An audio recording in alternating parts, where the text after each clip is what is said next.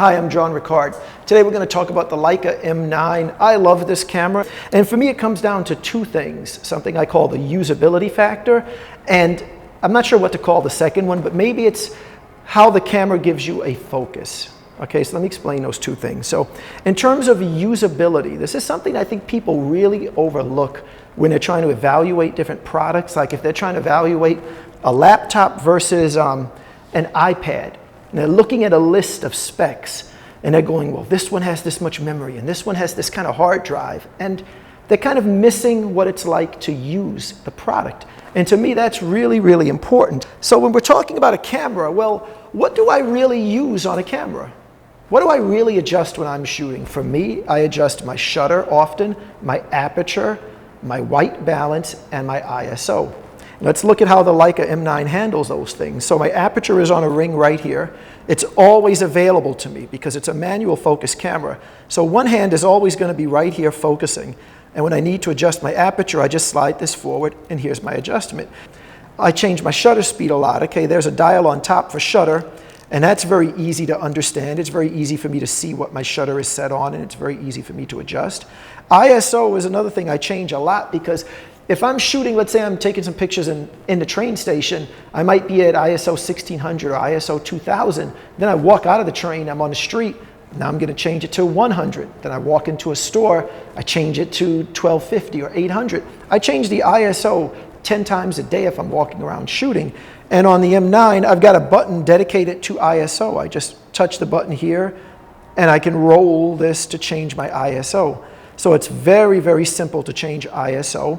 And the last one I would probably change is my white balance. And because of the way the menu system works, if I leave it on white balance, the next time I push my set button, here's my white balance, and I can just change it here to whatever I want to change the white balance to. So this camera becomes a great camera to use because all the controls I need are right where I need them, and it doesn't give me any controls that I don't need. You know, unlike a camera like this, which is a D7000, you know, I can see it here, it has the scene modes. So somewhere this is going to give me the little running man for action pictures and a flower for close-up and, you know, a little moon and stars for like nighttime pictures. And this is something I don't use. I don't need it. And you see there's a lot of buttons here, and there are buttons here, and there are buttons and switches here, and a dial and little settings here. A lot of these are settings that I don't really use very often, and they can get in the way of your photography. So the nice thing about the Leica is that it is a stripped down camera that allows you to get to what you want in an easy manner. What happens with the M9 is a lot of people don't want the camera, and they don't want the camera because they say, you know, this camera is extremely expensive and it is inferior to this D7000 in every way. Like, you can focus this D7000 better than this M9. You can shoot in lower light. You can take more pictures per second with this camera. You can shoot longer on the battery with the D7000. In every way that you measure it, the D7000 is a better camera than the M9, if we were to just write this down on paper.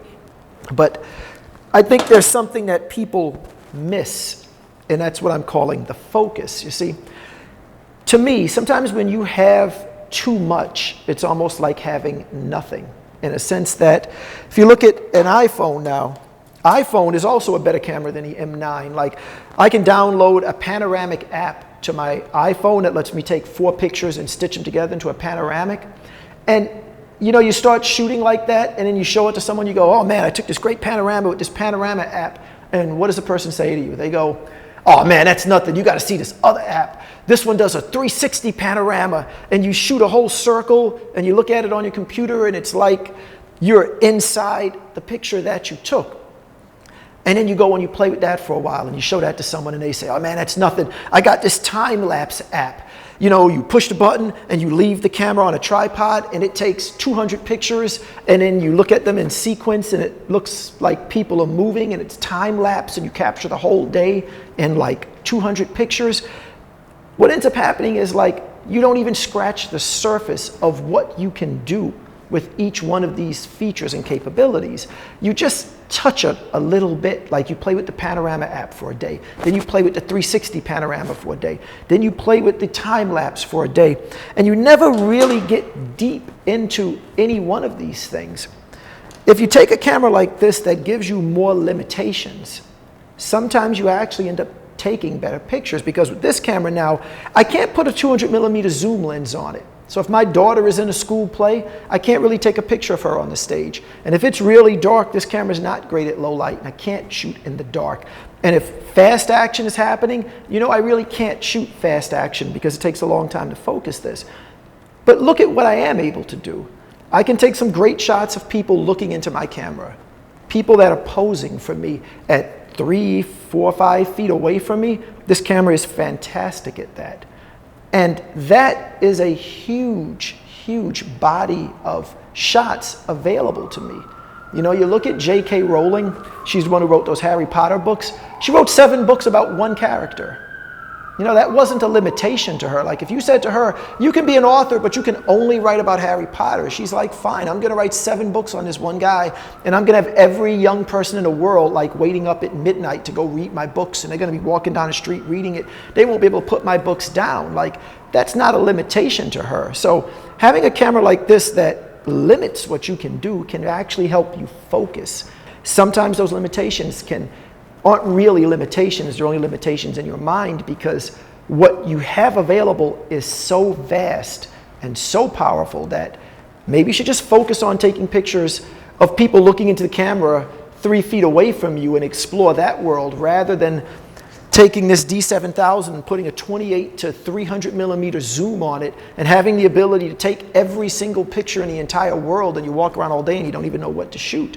So nothing wrong with this. You know, this is my D3X. I have no intention of selling this. I'm not selling my D3S either. I love those cameras, but I'm just trying to make you understand a little bit about what people like about the M9. And again, for me, it comes down to 2 things: the usability factor, that it's designed well and everything I need is where I want it to be.